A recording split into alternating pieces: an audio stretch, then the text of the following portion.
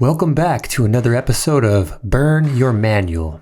Today we're setting fire to the rain as well as our Bandsaws manual. We have everything you need in this video and in this toolbox, also known as Dick King.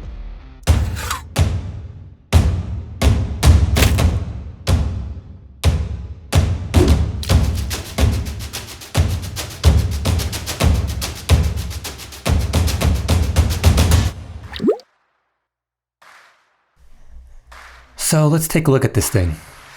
Overall, it's in excellent condition. I can't complain. It's been sitting in storage for 5 years, but I can tell that it hasn't been used very much.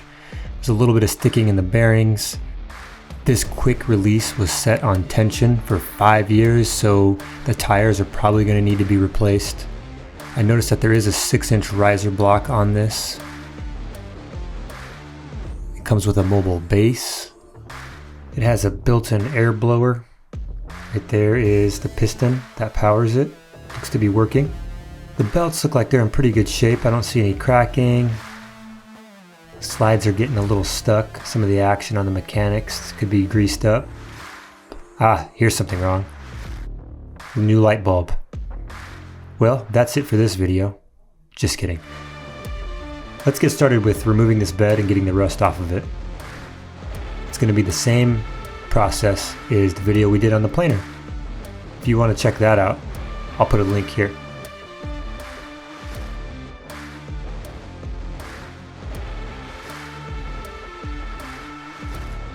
First step is we're going to drench it in WD-40, and then I'm just going to rub it in by hand, and I'm going to let it sit for about 20 minutes or so. Now we're going to use a Scotchbrite pad on an old sander. Get all that rust right off of there.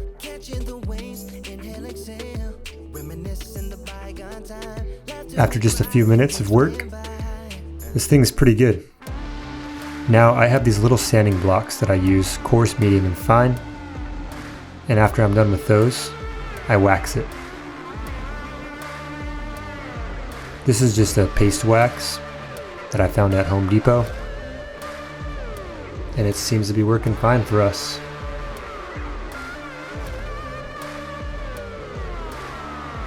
Okay, so now I'm going to check on these tires. I'm going to use this digital alignment gauge as a caliper, and we're going to check how out of round these tires really are. So I'm going to set this up, zero it out, and we're going to slowly spin it until we see how out of round it is. And at our worst point, we're 0.15 millimeters. That's not good. So let's rip these tires off. I expected these to put up a fight, but they really didn't. They came right off. Once the tires were off, I set the gauge back up and I checked to see if the wheels were out of round. At the worst point, they were 0.03 millimeters out, which is pretty damn good. So I'm just going to touch these up a little bit with some sandpaper. We got 180, and it's just removing any little burrs, any residue that might have been left behind. Not much at all. Now it's winter and it's kind of cold, so our tires are a little stiff, and you can't really heat them up without causing damage and distorting the rubber, but you can put them in 140-degree water and get them to relax and make it much easier on you when you're trying to stretch these over the wheel. So now I'm going to just stretch these a little bit. Yeah, just a little pull there, a little pull there. It's kind of like working out. And then this is going to be pretty easy now because we're going to use zip ties. We're going to put the top of the tire on, get a zip tie, and then we're going to move to the right side and we're going to put a zip tie as low as we can. And then we're going to move to the left side and put a zip tie on as low as we can. And once the zip ties are on, we just got to get the bottom on.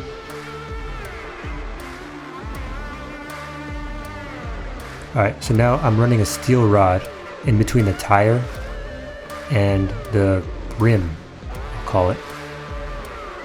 And I'm just doing that to make sure that there's no areas that are bunched up with rubber and other areas that are thinly stretched. Now I'm using the back side of these linements to evenly press the tire into the wheel. Now I want to make sure that everything's operating the way it's supposed to, so I'm just cleaning everything out really well, getting all the gunk out, excessive dust that might have been clogged in there, so I can see how these bearings are doing.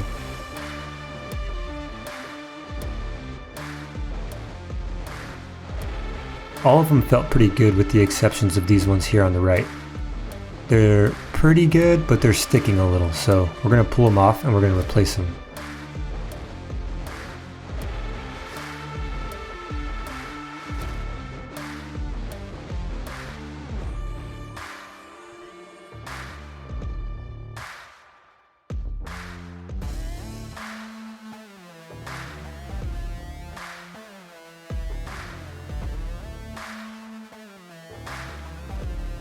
Now that the bearings are all cleaned, we're going to work on this shaft here.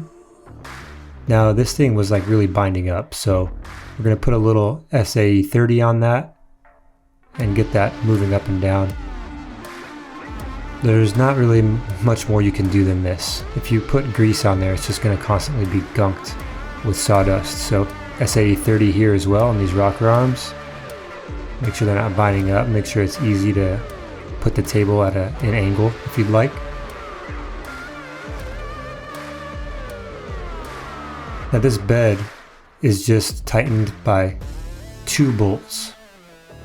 So if you line those bolts up inside of the rockers and get these knobs turned back on, that's the only thing that holds the table from tilting, which is good and also could be bad. If you don't tighten those knobs all the way, you can get knocked out of 90 degrees and not really realize it. So make sure that when you have the table set to the angle that you need, you tighten those pretty tight.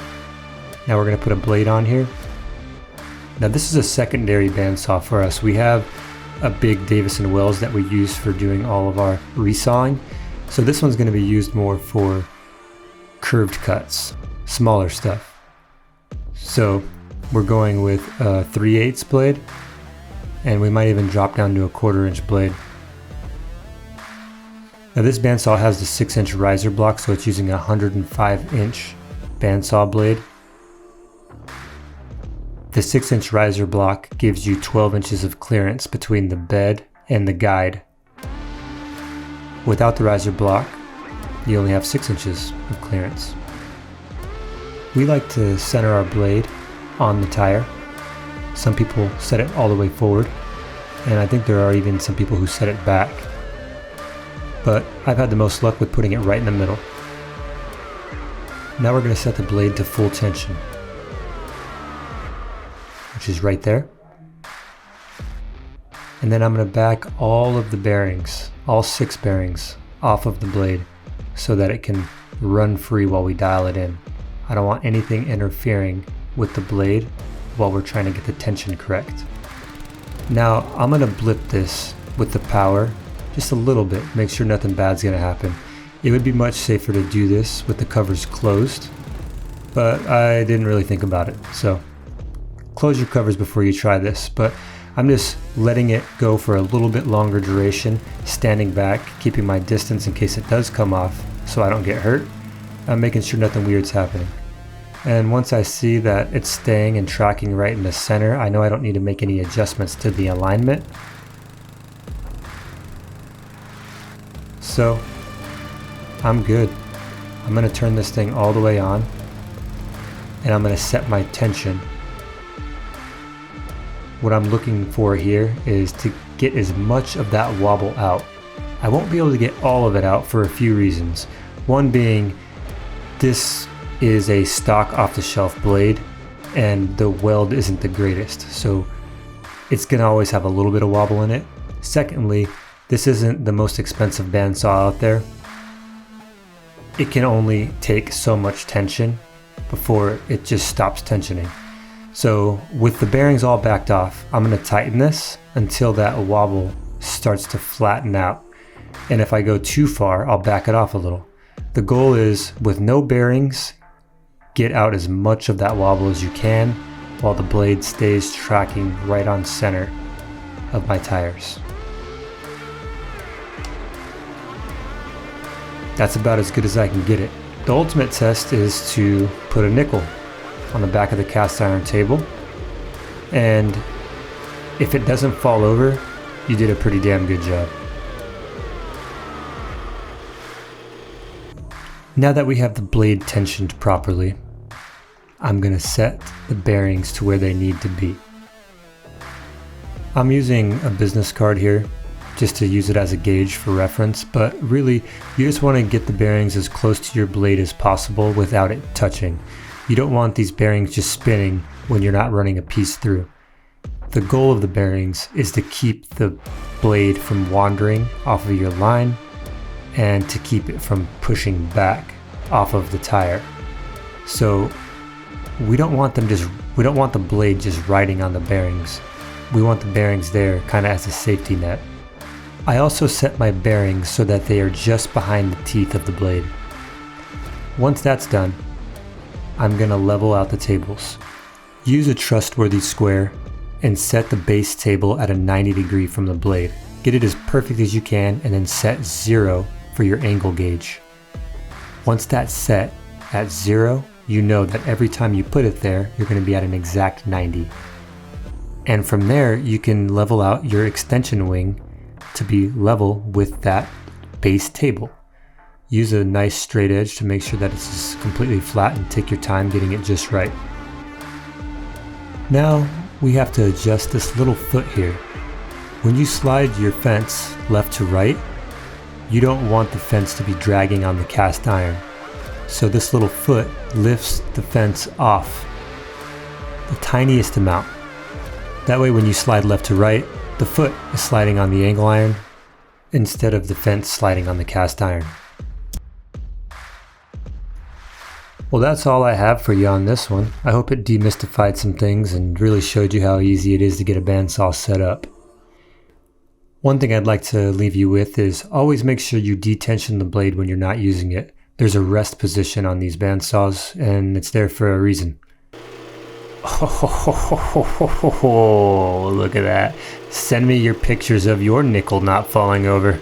I'd like to see you try.